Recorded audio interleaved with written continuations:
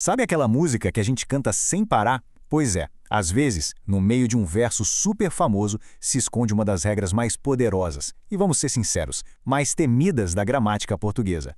A proposta hoje é exatamente essa: desvendar juntos esse segredo. Aquele famoso "se você quiser alguém pra ser só seu", olha, todo mundo já deve ter cantado isso aí, né? Parece só um verso romântico, mas na verdade é a nossa chave mestra.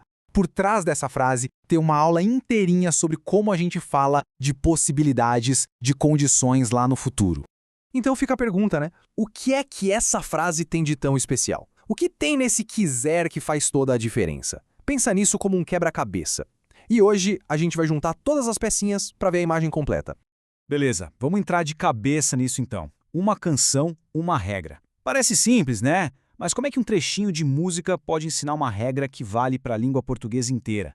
É isso que a gente começa a ver agora. E o nome do nosso personagem principal de hoje é Futuro do Subjuntivo.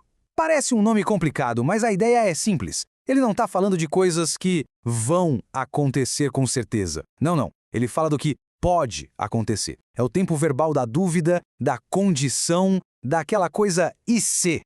E a estrutura dele é quase sempre a mesma. É uma receitinha de bolo. Quase sempre começa com se ou quando. Essas palavrinhas são tipo a chave que abre a porta da possibilidade. Na música, a condição é se você quiser. Ok, essa é a condição. E a consequência, a promessa. Estarei aqui. Ou seja, uma coisa só acontece no futuro se a outra acontecer primeiro. Ok, até aqui tudo bem.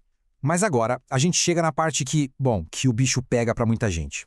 O Esquadrão dos Irregulares. É aqui que a mágica e a confusão acontecem. Vamos usar a nossa música como se fosse um laboratório para testar esses verbos. Primeiro teste. Vamos tirar o querer da frase e colocar o verbo ter no lugar. Como ficaria? Se você ter, não soa bem, né? O certo é se você tiver.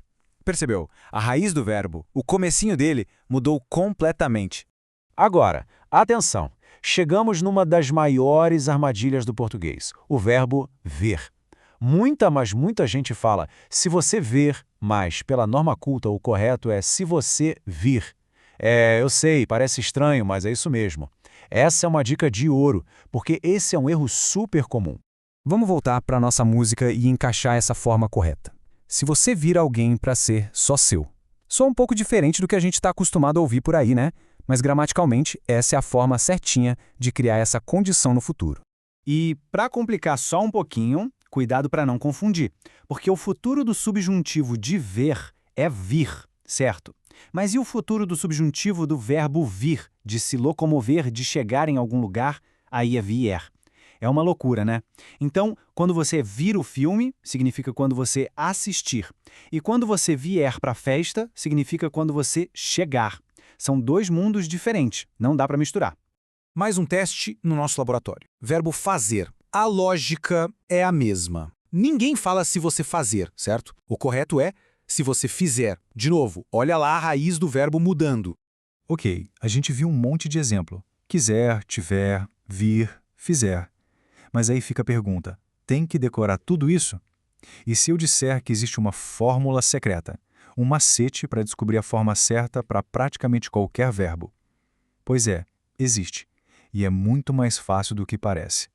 E aqui está o pulo do gato. É o truque do pretérito perfeito. O passo a passo é simples. Primeiro passo, pega o verbo e conjuga ele no passado na terceira pessoa do plural.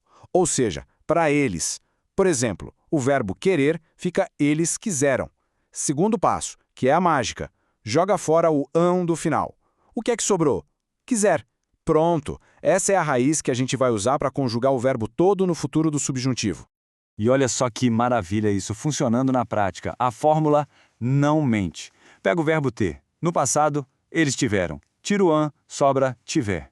O verbo ver, eles viram. Tira o an, sobra vi. Vir de chegar, eles vieram. Tira o an, sobra vier.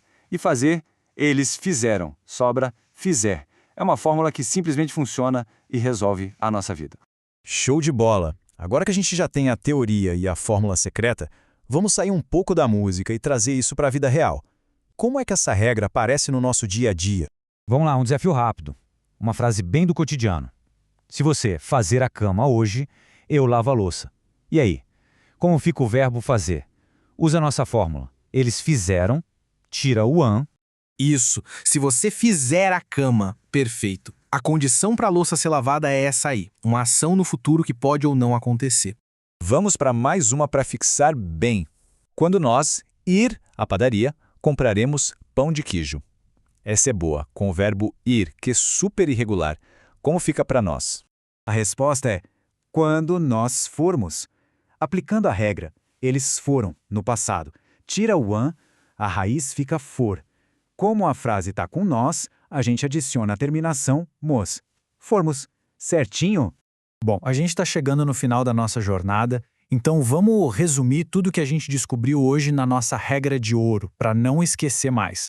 Então, o que a gente precisa levar daqui? Primeiro, futuro do subjuntivo é sobre o e se, sobre possibilidades. Segundo, os verbos irregulares são traiçoeiros, eles mudam a raiz. Mas, terceiro, o verso se você quiser é nosso melhor amigo, um lembrete perfeito. E, o mais importante, quarto, o truque de pegar o verbo no passado com eles e tirar o an é a ferramenta definitiva para não errar mais. E para a gente fechar, fica aí uma provocação.